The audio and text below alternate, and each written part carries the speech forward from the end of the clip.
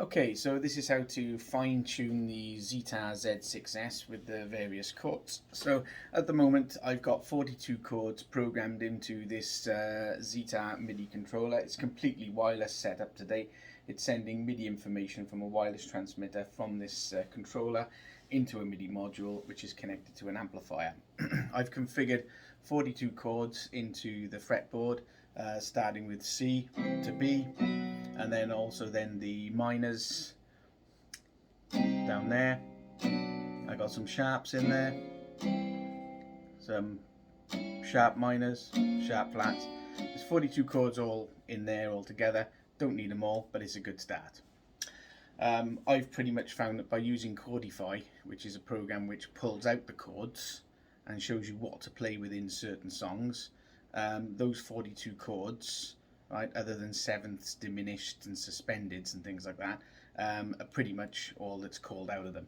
So I've put those in. I can do most performances. Now I've programmed in the chords based on these here.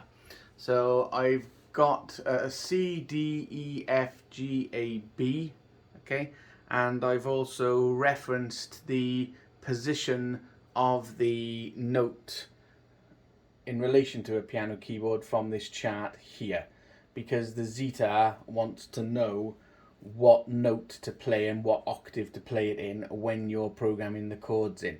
Now I know we can have a look at the positions there on a guitar chart and the actual notes that are on each position. Now physically that's easy enough because it's a physical instrument that you know, if you play up the string you get a lower note, you play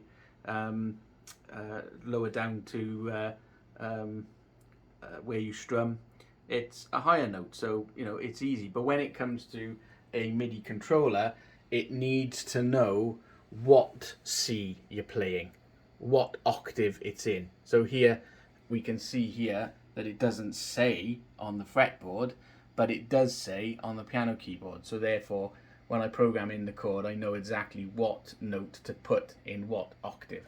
So I've programmed in these. Now as we can see here, there's notes, say the B chord there, okay, has got an X, which means you don't play the first string. The D, 2 X's, which means you don't play the first 2 strings. Now that's okay when you're performing on the Ztar, because if I can play a B like that, but then if I want to play, all of a sudden I'm playing the top string thinking I'm going to get a note, and that can be a misfire, right? And that can sometimes be a little bit sticky in a performance, right? So I really want that string as well, okay? But what do I put in there? Because if I put another string in there, which is the first note that you're going to hit in the B on the top string, then you get a repeat. So it kind of goes da-da, as you can hear, okay, which is not what I want. You can hear that it's not what I want, okay. So I don't want, right, the da-da. So I've noticed that there is a piece of software here which I use, and you can select a particular chord. So let's select a D, an A chord, for instance. Right, now that A chord, you can see all of the strings there are being used to strum that A chord. Now the A chord I've used in the guitar is that one there. So you've got to mute, or not mute, but not play the first string. So I get a misfire. By using that A, which is played further down in the fretboard, which is on fret 5, right, you can strum every single string. And the same with that D there. Let's have a look at D. So we'll have a look at D, where it is.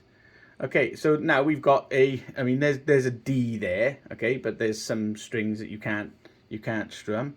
A D there, again, you can't strum that. But let's have a look at this D. Okay, we can't strum the last one, so don't want that. So let's have a look at this D, okay? Okay, it sounds okay. Sorry. There we are. So that D is the one that I want to use, okay? Rather than the D that I've got programmed in. So that's what I'm going to do now, and I'll give you an update once I've done it.